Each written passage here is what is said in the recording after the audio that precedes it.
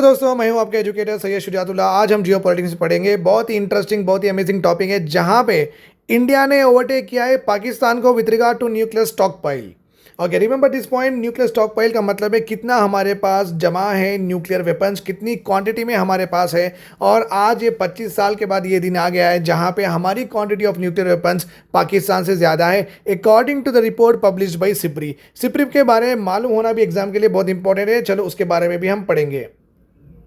चलिए let us understand SIPRI क्या है। सिप्री एक आप देख सकते हैं इंडिपेंडेंट इंटरनेशनल इंस्टीट्यूट है। इंडिपेंडेंट का मतलब है ना कि ये यूनाइटेड नेशन से जुड़ा हुआ है, ना कि ये G7 से जुड़ा हुआ है, ना कि ये G8 से जुड़ा हुआ है। ये बस एक इंडिपेंडेंट इंटरनेशनल इंस्टीट्यूट है जो कि रिसर्च करता है अगर कहीं पे भी कॉन्फ्लिक्ट्स हो रहे हैं, लाइक इजराइल हमास का चल रहा है, सीरिया में चल रहा है, उसके ऊपर यूक्रेन और रशिया का चल रहा है। वैसे कॉन्फ्लिक्ट्स के ऊपर वो रिसर्च करता है, क्या कंडीशंस हो रहे हैं, क्या एनालाइज वहाँ पे हो सकती है, किस तरीके से दोनों साइड्स के व्यू क्या है ऑन द पर्टिकुलर वॉर, और कौन ज्यादती कर रही है कंट्री के ऊपर, वो पूरा रिसर्च करते हैं। कहीं पे भी कॉन्फ्लिक्टिंग एरियाज के पास और आर्मामेंट्स कितने लोगों के पास, कितने कंट्रीज के पास कितना ज़्यादा न्यूक्लियर का अलसरा है, वो भी उसकी रिसर्च करते हैं। आर्म्स कंट्रोल और डिसआर्मामेंट के बारे में काम करते हैं, किस तरीके से आर्म्स कंट्रोल किए जाएं।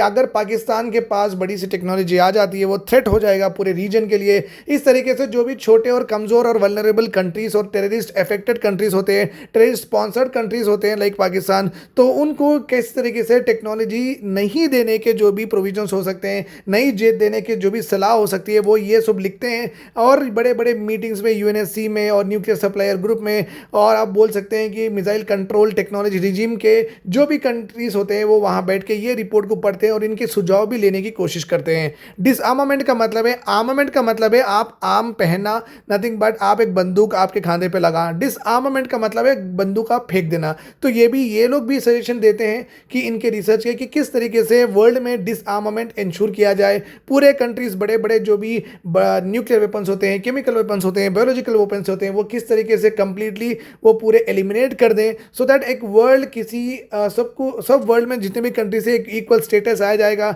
कोई कंट्री से नहीं डरेगी और यहाँ पे पीस बनाया रह जाएगा।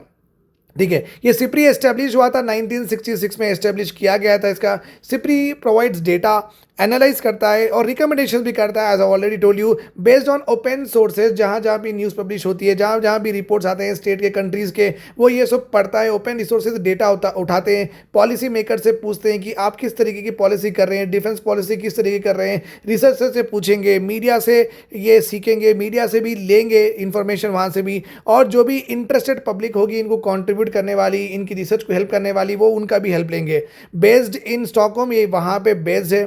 SIPRI is regularly ranked among the most respected think tanks of the world. SIPRI ये मामूली चीज़ नहीं है, ये बहुत बड़ा रिस्पेक्टेड रिसर्च इंस्टीट्यूट है across the world. Remember this point. और इनके रिपोर्ट्स को ध्यान दिया जाता है with regard to various develop countries रहो, विद रिगार्ड टू पब्लिक रहो, मीडिया रहो। हमारे भी न्यूज़पेपर में आज पब्लिश हुआ जो हम रिपोर्ट पढ़ रहे हैं, वो सिप्री की ही रिपोर्ट है।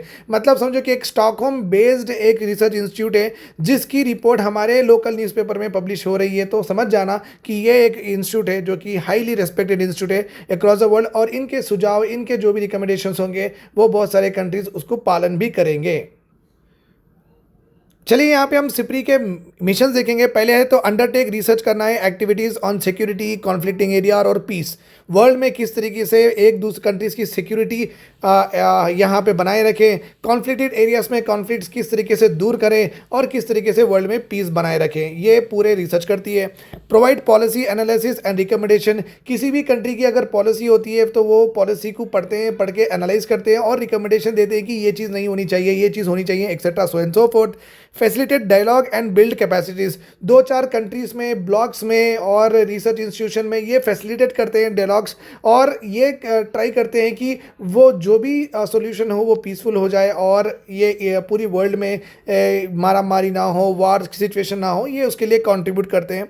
प्रमोट ट्रांसपेरेंसी एंड अकाउंटेबिलिटी, बहुत ट्रांसपेरेंट वे में काम करते हैं और इनसे अकाउंटेबिलिटी भी, कहाँ से आप पब्लिश करते हैं, किस तरीके से पब्लिश करते हैं, वो प्रॉपरली जो भी पब्लिश करते हैं नीचे लिखते हैं कि सोर्स कहाँ से वो उठाए हैं, वो पर्टिकुलर फैक्ट और न्यूज़ रहो, तो बहुत ट्रांसपेरेंट और अकाउंटेबिलिटी भी हम इंश्योर करते हैं यहाँ पे।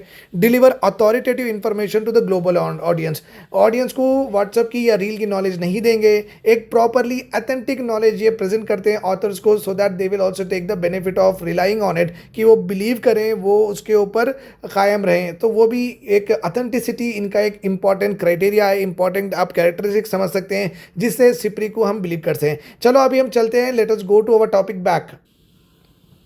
तो सिप्री की रिपोर्ट के हिसाब से और ऑल्सो इकोनॉमिक टाइम्स का हम न्यूज़पेपर अभी पढ़ रहे हैं, उसके हिसाब से न्यूक्लियर वेपन्स की अगर हम बात करें, इंडिया के पास है 172 न्यूक्लियर वेपन्स, मतलब है कि 172 मिसाइल में हम न्यूक्लियर वेपन डाल के पाकिस्तान या चाइना पे हम दाग सकते हैं, वहाँ पे स्ट्राइक कर सकते हैं। अगर हम काउंटर में देखें तो पाकिस्तान के पास है 170 न्यूक्लियर वारहेड्स, जिससे वो 170 बार स्ट्राइक कर सकते हैं।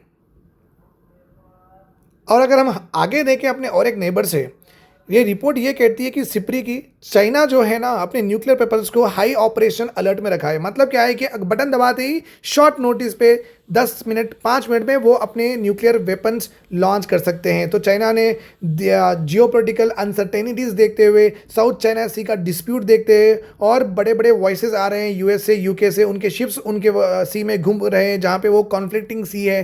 तो और ताइवान का इशू भी चल रहा है, वहाँ पे ताइवान को डिस्लॉज करने, गवर्नमेंट को डिस्लॉज करने की चाइना बहुत थ्रेटन कर रहा है। आप देख ही रहे हैं, न्यूज़पेपर हैं, चाइना के आसपास सबमरीन्स हो रहे हैं, ताइवान के आसपास चाइना के सबमरीन्स जा रहे हैं, चाइना के आसपास ताइवान के आसपास चाइना के फाइटर जेट जा रहे हैं। तो आप समझ सकते हैं चाइना अपनी होल्ड बनाए रखना चाहता है ताइवान के ऊपर, जो कि यूएस और वेस्टर्न यूरोपियन कंट्रीज वो नहीं चाहते हैं। तो वहाँ पे बहुत सारा एक टेंस सिचुएशन है, इसलिए चाइना ने अपने जो न्यूक्लियर वॉरहेड से शॉर्ट टाइम के लिए ऑपरेशनल स्ट्राइक पे रखा है, शॉर्ट नोटिस पे स्ट्राइक करने रेडी है। ये सेम मूव इंडिया ने भी परसों रिसेंटली किया है। अब हमने भी अपने वॉरहेड्स को लिटिल बिट ऑपरेशनलाइज लाने के लिए थोड़ा बहुत मूवमेंट किया है, सो दैट अगर कोई ग्लोबल अनसर्टेनिटी आ गई, सडनली पाकिस्तान चाइना हमारे पास लॉन्च करते हैं, वी डोंट नीड टू, हमें इतनी देर नहीं हो जाए कि हम पूरे ही तबाह हो जाए, तो हम भी हमारे थोड़े बहुत वॉरहेड्स ऑपरेशन स्ट्राइक्स पे रखे हैं। और ये सिप्री रिपोर्ट ये बोलती है कि ये जियोपॉलिटिकल अनसर्टेनिटीज़ हो रहे हैं,